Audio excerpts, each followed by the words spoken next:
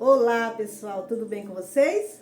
Vamos continuar essa leitura maravilhosa desse livro, Seguindo o Plano de Deus, de Kent Egan. Nós continuamos aqui no segundo capítulo. No livro de Tiago 1:2 fala assim: Meus irmãos, tende por motivo de toda alegria o passar por várias provações, diferentes tipos de testes ou aflições. Note que Tiago não disse que era uma alegria a chegada de testes e provações na nossa vida. Disse que devemos contá-lo com toda a alegria. E se você contar com tudo, com alegria no meio das provações, no meio das provas e provações, você vai começar a regozijar-se com uma atitude de gratidão a Deus. Firmei-me nesse texto bíblico quando era um mocinho batista.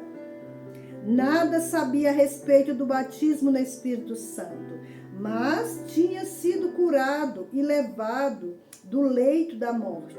Era um jovem pregador, estava iniciando no ministério e estava passando uma provação severa na minha fé.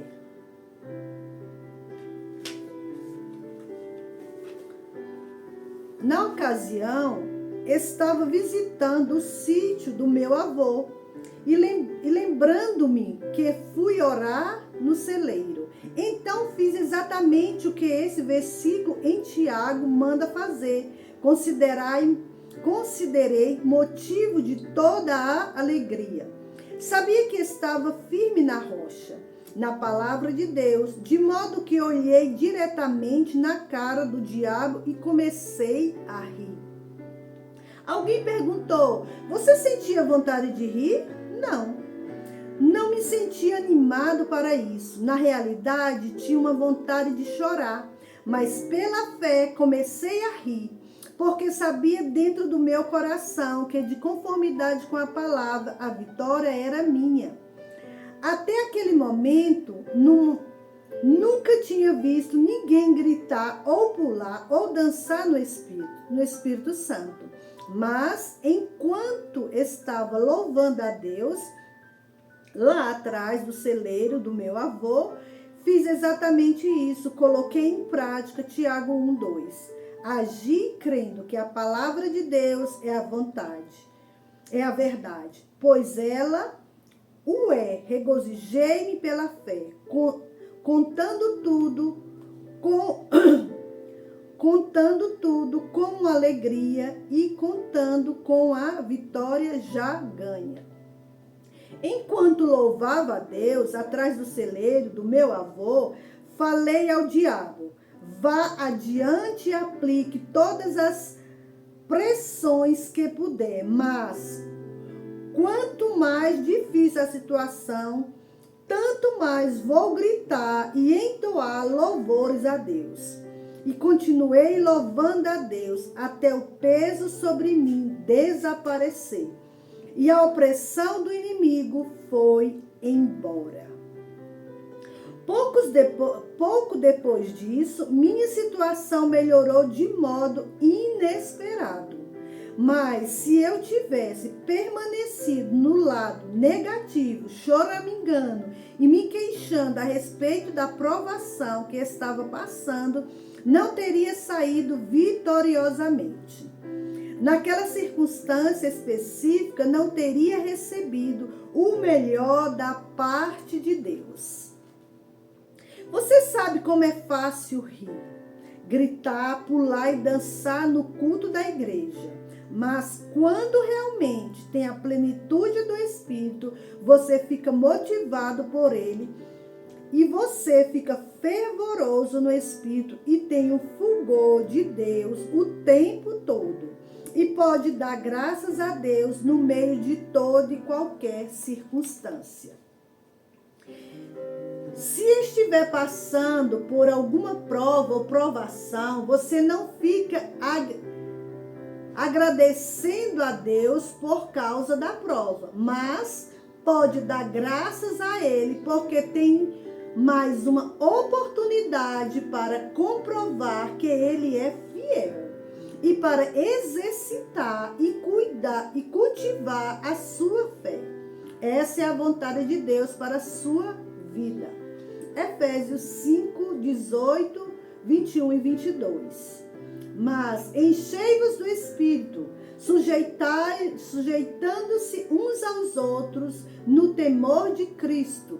As mulheres sejam submissas a seus próprios maridos, como ao Senhor.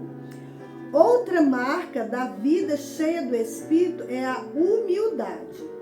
Deus quer que tenhamos a meiguice da personalidade quebrantada e não a personalidade áspera, que sempre insiste em fazer as coisas do jeito dela.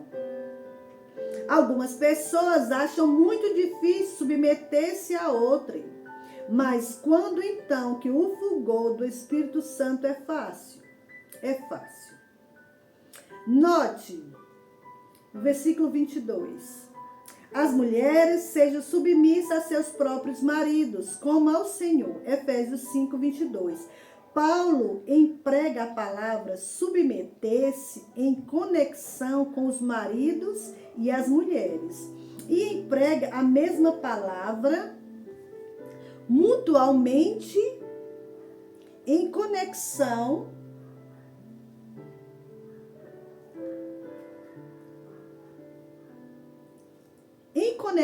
com os maridos e as mulheres. E emprega a mesma palavra no versículo 21, em conexão com os crentes que devem se submeter mutualmente. Algumas pessoas tiram Efésios 5, 22 do seu contexto e procuram levá-los a dizer alguma coisa que não está realmente dizendo. Certo homem me disse, por exemplo, louvado seja Deus porque sou o cabeça do meu lar. E falei à minha esposa, você vai fazer o que eu lhe mando. De outra forma, vou lhe amassar a cara. Essas palavras dão a impressão de quem está cheio do Espírito Santo até transbordar? Não. Aquela atitude não é de Deus. Assim como eu não sou astronauta. Certa vez, um pastor me disse, nunca jejuo. Não consigo mesmo fazer isso. Na verdade, vou de carro para almoçar em casa todos os dias. Porque preciso de 3 refeições quentes por dia. E se eu chegar em casa e a minha esposa não tiver a refeição pronta, vai haver um diabo. Pensei com meus botões, aquele elemento precisava ser salvo. É possível que esse pastor tenha recebido a chamada de Deus para a sua vida e pode até mesmo ter ficado no ministério ao qual Deus o chamou, mas não estava seguindo com sinceridade o plano de Deus para a sua vida, pois não era fervoroso de espírito nem andava no amor.